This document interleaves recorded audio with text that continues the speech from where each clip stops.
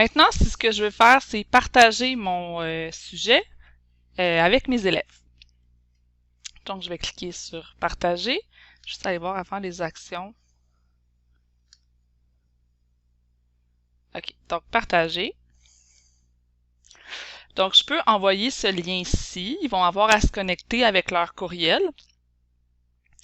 Et je peux, comme je l'ai montré tantôt, partager avec Team ou avec Google Classroom. Puis on a vu qu'avec Team, je pouvais le mettre directement dans un devoir. Si j'ai des élèves, par exemple, qui n'ont pas de courriel, moi, je trouve que c'est intéressant, surtout, par exemple, avec les cours d'été. Ben, je peux cliquer ici, Guest Mode, puis ça, c'est un lien qui va faire en sorte que les élèves n'auront pas à se connecter avec des courriels. Donc, ils auront juste à mettre leur nom, puis le courriel va devenir facultatif.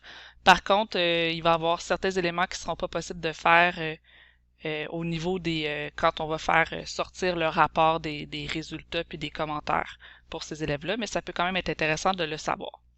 Donc, ça, c'est le lien à envoyer aux élèves. Ils vont se connecter avec un courriel. Ici, ils peuvent se connecter sans courriel. Donc, moi, je vais jouer à l'élève. Donc, je vais prendre ça ici pour pas avoir besoin de me créer de compte. Donc, cours d'été, 6e année. Là, je suis comme si j'étais une élève. Donc, je suis comme si j'étais une élève. Je peux lire les consignes, cliquer sur le bouton bleu pour me les faire lire ou cliquer sur la vidéo pour avoir les consignes que l'enseignante dit verbalement. Et ensuite, pour faire le travail, je clique sur le gros bouton vert, comme si j'étais une élève. Et là, je vais rentrer mon nom, Annie élève. Puis, l'adresse est optionnelle parce que j'ai cliqué sur le lien du bas qui était un lien où l'adresse peut être optionnelle. Et là, je fais Let's go.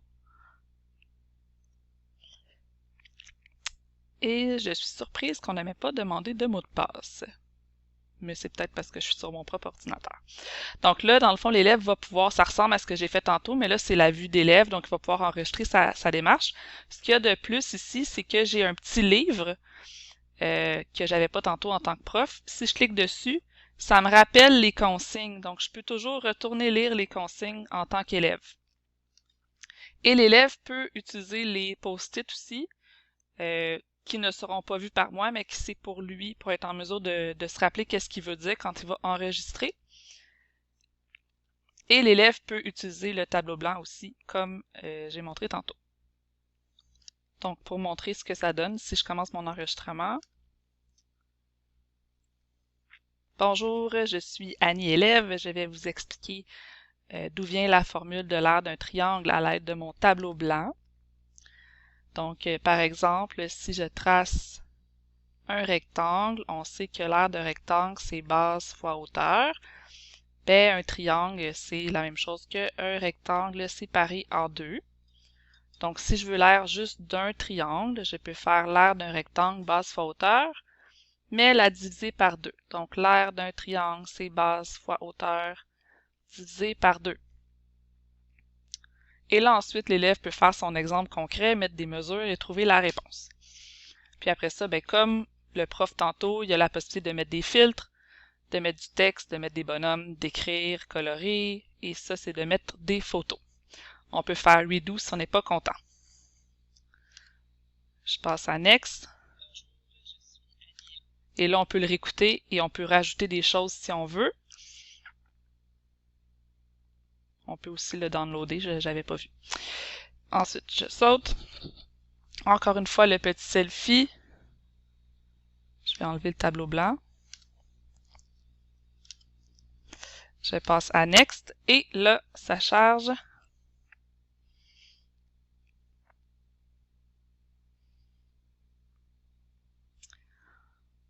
On peut mettre un titre, j'en mettrai pas. Je soumets ma vidéo en tant qu'élève. Compléter.